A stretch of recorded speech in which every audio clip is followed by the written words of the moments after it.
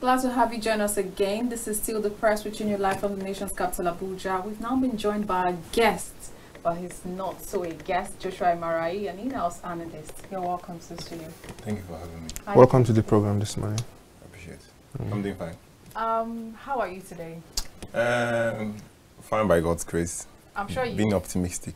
I like the fact that you're very optimistic. Yes. So about what in particular? Let's get started. About Nigeria entirely. One has to be optimistic considering the events that are playing out. One has to put his or her hope high, so not to be smashed by the unending back and forth between the federal government and the state of the nation, how things are going now. You just need to be optimistic, basically. Talking about the federal government now, let's look at, let's get started from the security sector.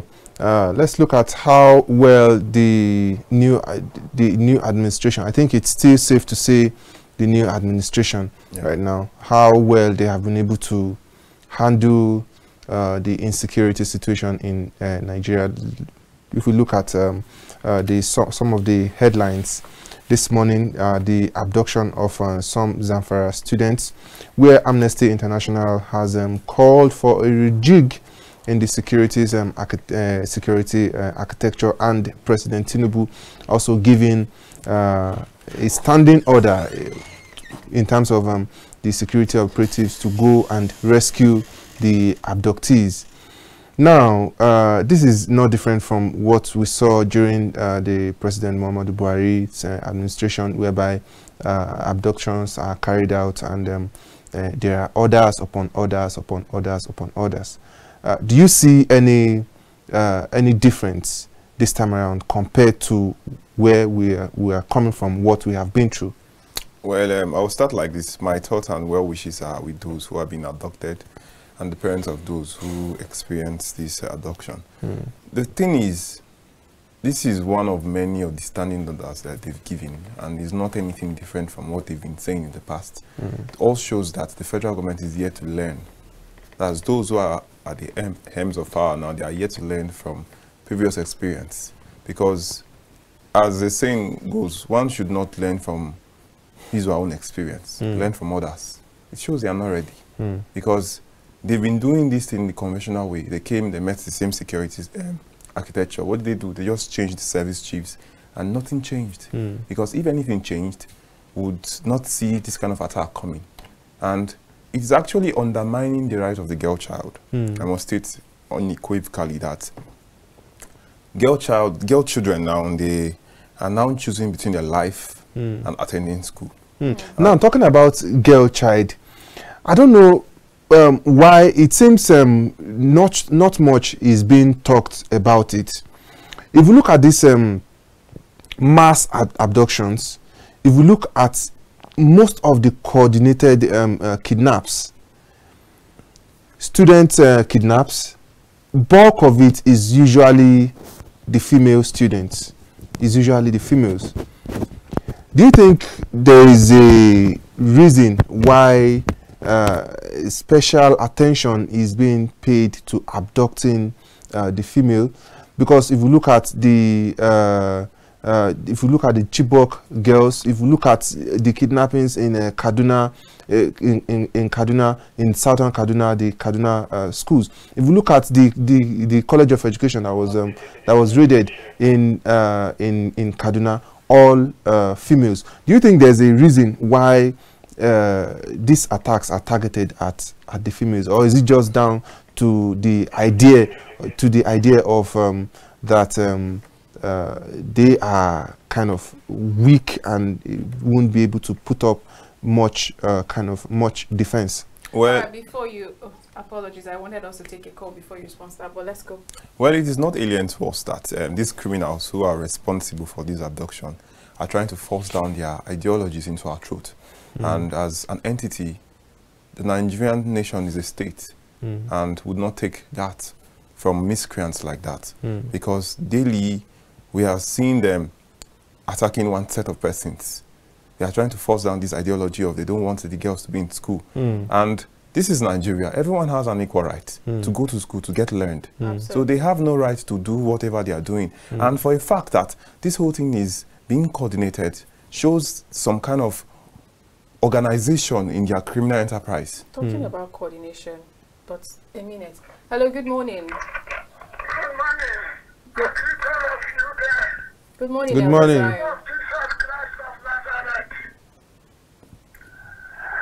Please, I'm regard to the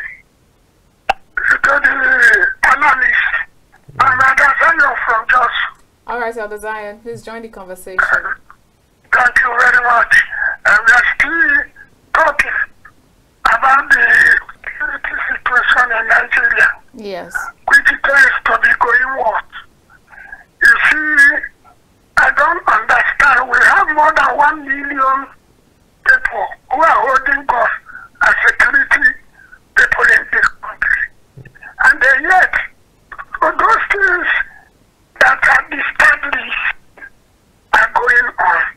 Just imagine, within the weekend in Zamfara, bandits went to university and they adopted scores of students, Yes. many of them women. You can imagine what they're going to do with those women.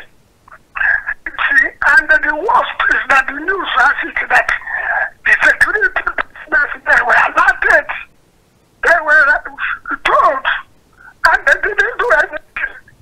Then you start to ask yourself certain questions. Which are paramount. Of course. Do we blame the military on what they're doing? The answer is no. Just 2 months ago, on the attack, 36 soldiers were killed in Niger State with their aircraft to cut down. And the soldiers were preparing to pursue the bandits. The governor came out and refused. There no retaliation in my state. That statement weakened the soldiers and they couldn't do anything. So when the political elite government space could not cooperate with the security agents, what do you think that we do? Secondly, look at Southeast. This morning, I called the Southeast to know whether the troops at home have suppressed, disappeared, and the chief of army staff. They told me that all of them are at home. That this are rampaging on the street, mostly threatening fire and the brimstone, and nobody was checking them. You see, so I don't know. We will ask questions. Does it mean that our political elites are cooperating with the politics? Why are they giving them strength? All right. Why can't they stand up and tell these people in terms that they understand? Because I believe if Nigerian army, police, navy, all these military agencies, if they can wake up today sincerely and honestly, it will not take time for them to put an end to this insecurity. May God help us. May God bless Nigeria. Amen. May God bless everybody that wishes Nigeria well. Thank you and God bless. God bless you too. Hello, good morning. Hello, good morning. Good morning. Francis. Good morning Good to you. morning to you. Yeah, and hello to your analyst. Good morning. Anyway, it's Akim from Lagos. You're welcome, Mr. Akin. Yeah, thank you. Well, for me as a person, my opinion about the security of Nigeria is that it's like we're stretching our army. You understand? They are doing their best. I think we're pampering the gangsters or whatever I want to, the terrorists or whatever I want to call them. See, in as much as if they are arrested and they are accommodated also to the society, this thing will continue. Is there any possibility whereby whichever that is caught and found guilty of it, straight away, a squad, or what do you call it?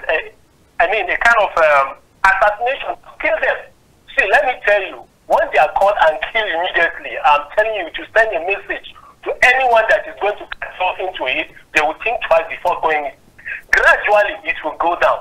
But handling it with tampering hand like this is a big business. If the government knows it, our National Assembly, they can tell and make a law, give the army and the police that power, you understand? Catch them, kill them. Once you start killing them, I swear to God, whatever is a criminal that is doing that kind of thing, they themselves, they are afraid of death. Someone who wants to kill you is afraid of death. Absolutely. Because if someone else is gone and realize that you have opportunity of that gun, you will make sure that you not lay your hand into your pocket. Is that not true? Absolutely. You understand? So, because they know that nothing is going to be done, probably maybe they have one father behind them. So all these things, they should stop fooling us. They should stop stressing up Nigerian army and Nigerian police. That is that on that aspect. If they catch them, kill them, they will withdraw. Then finally, I hope you people are going to give us feedback about the issue of mobile. Because Nigerians are listening and watching. We have not had what even actually killed him. Some they are telling us that the quack nurse, but they've not told us that a nurse must come from a particular hospital. So, you see, Nigeria, around me, around us, all over, it's about this boy they are just talking about. I don't know whether it has a spirit, I don't just know. So nobody should hide anything. All right, no problem. We'll definitely give you heads up as soon as we get there. Thank you. God bless you too. Now, just like the first caller said, first caller talked about because you talked about coordination. You know, you talked about intel information that they got an information ahead of time that those people were coming to raid, but nothing was done about it. It's becoming like a broken record, something we hear all the time, that there was an information ahead of time, but nothing was done. Information ahead of time, but nothing was done. And the second caller now is also saying maybe because our military are actually being overworked. Now, look at the way they also walked into ambush the other day. And I think how many of their, for false call, and how many of their vehicles got burnt down, and the people, we saw what happened to them. Now, how do we begin to handle all of this? Because information is coming ahead of time, but nothing is being done. And at the end of the day, there are standing orders that you must do this, you must do that. And it's just looking like we're just talking, but nobody's walking the talk. Well, first, I would like to state that there was a statement made by the first caller, I think Alhassan, said there was a scenario in, I think, Niger State, that some people were, some soldiers were wanting to retaliate, and yes, the state governor was holding them back. I would like to state first and foremost, because everybody knows, according to secondary basic knowledge, that the security system is under the purview of the federal government, and no governor, even though you can call that governor the chief security officer of that state, no governor has the right to order soldiers back. No governor. They have commanders. So we'd like to state that. And when President Bola Ahmed Tinubu came, firstly, he stated that he wants a thorough collaboration between security agencies. Now, how well has that been harped upon? Is it by EFCC dragging office with DSS, or DSS going to Use Market to go and shoot Taylor, or things like that? I think they are overworking these soldiers, notwithstanding. How well has other security agencies been able to work upon their part on achieving this collaboration we are speaking about? It shows that something is weak somewhere. And according to what we've been hearing, we need a rejig. We need a rejig, notwithstanding, we need that. But the thing is, we need to understand the modus operandi of these terrorists. That it is not just issuing penalties that would deter them. These people are a group of persons camped in a location, being given several ideologies, and these guys are ready to die for that ideology. Now, whether you like it or not, same, I think, opposite ideology are being given to our Nigerian soldiers, that they are ready to go at the forefront, pull out their rifles, assault the enemy. Same, if I'm not mistaken. Now, it goes beyond issuing penalties. It starts from correcting the ideology, catching these people young from the streets, because whether you like it or not, they are ticking time bombs in the north. They are waiting to explode like these guys. Several persons who are very violent, active, willing and aiming to go out the street on a shooting rampage, whether you like it or not. How well has the government solved this situation? And it would interest you to know that some big players of the industry, I would like to call this the industry, the government industry, some big players there are actually weaponizing these individuals They are. We should not pay blind eyes to it. We can't. They are, and they know what I'm talking about. They are stakeholders in this industry profiteering from this chaos. And the thing is, we need a long way. So technically what you're saying now is the reason why insecurity is still prevalent in the country is because a section of the big players are profiting from it. Basically, because there's an adage in Yoruba. I'm not a Yoruba person. I would like to state it. Kokoro tonje for owalabe. Do you know what that means? The insect eating the vegetable. The vegetable is beneath the vegetable. So we should not pay blind eyes to it. We are all aware. It is only God that will save us. That's just what I have to say on that. Wow, because I don't even know what to say. So now, where do we begin to, aside this looking inwards to see what happens, how do we begin to protect the girl child? Because we are actually the focus. The females, the girl children, they are the focus right now. Because if you look at the track record of these kidnaps here and there, it's been girls. How do we ensure that this particular case is not a case where we begin to count days and start carrying placards around the streets and saying, bring back our girls? How do we ensure that? But before you respond, I want to quickly take this call. Hello, good morning. Good morning. You're welcome to the press. Please tell us your name and where you're calling from. Am I on to KAFTAN? Absolutely. You're welcome. God bless you. Amen. Amen. Your resource people. Could you please turn down the volume of your TV set or step away from it so we can have a smooth conversation? It's all right. You see, where we are today is a great apology to this nationhood. Are you with me? Absolutely. It's an apology. You are in the midst of abundance and plenty. You are still lacking. It's an apology. That word that everybody is now sounding as a trending word, palliative, it's an insult to the mentality and in fact, a full-blown Nigerian, you are educated, you are well brought up. They are telling you that you have been given palliative as you are a beggar. As even you cannot even see a droplet of that their so-called palliative. It's an insult to Nigerians. 63. It's an insult to our mentality and our intelligence. How can you give somebody what he has?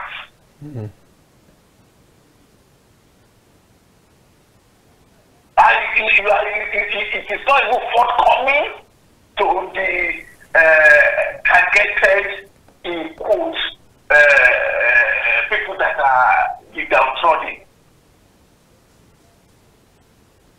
It's an insult, and Nigerians, we are too high. All right.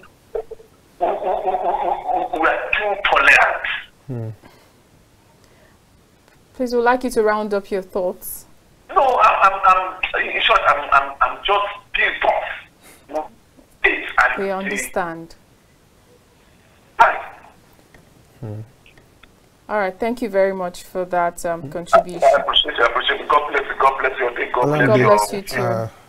I'll describe this very last caller as lamentations of a pained Nigerian. I totally agree. Lamentations of a pained Nigerian, like suffering in the midst of suffering, like plenty. being thirsty in an ocean. But looking at these things, you see the issue of palliatives, you see the issue of insecurity, you see the inflation rate, and we're going to be 63 years old.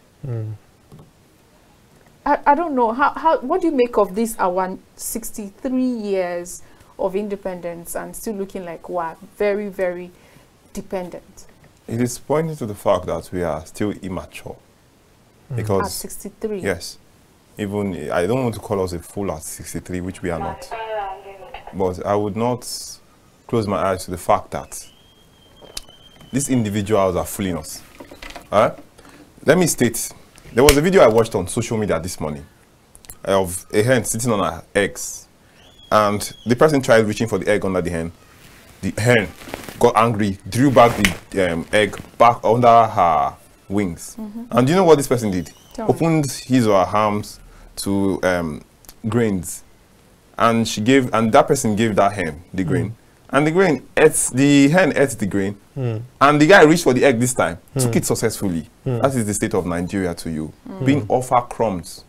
And I want to understand what this government is trying to put to show that they are trying to achieve to Nigerians. You made promises written on sand that the wind came, the wind blew the promises, and they are nowhere to be found. Where are your CNG buses? Are you trying to fool us? Now, I saw a tune during the week made by one of... No, but I think they said CNG buses are going to take some space, a space of 6 months or thereabouts. No. We need to understand that this is the government coming to play here. They have some waivers for these things and how we can come here expressly, that nothing will hold them on the way. We understand how this thing works. But unfortunately, they are still trying to make a fool of us.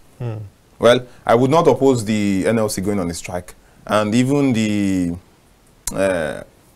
OPS, the organized private sectors, they are pursuing their own aim too. We understand that everybody wants, the human mind is cynical. Everybody wants the betterment of Nigeria. So, but we must state that the government needs to stop the games they are playing. They need to stop. It needs to stop now, because if they don't, they are sitting on a keg of gunpowder. Anyways, thank you very much for your insightful analysis on the program today. I must confess it has been a very wonderful time talking to you. Thank you. And we really do hope to have you once again on the show again. Hopefully. Thank you. Yes. And this is where we draw the curtain on today's episode of your #1 newspaper program, The Press reaching you live from the Abuja studios of KAFTAN TV. I remain Francis Adeniyi. Have a nice day. And I am Olamide Alhassan. Do have a fruitful day ahead. Bye.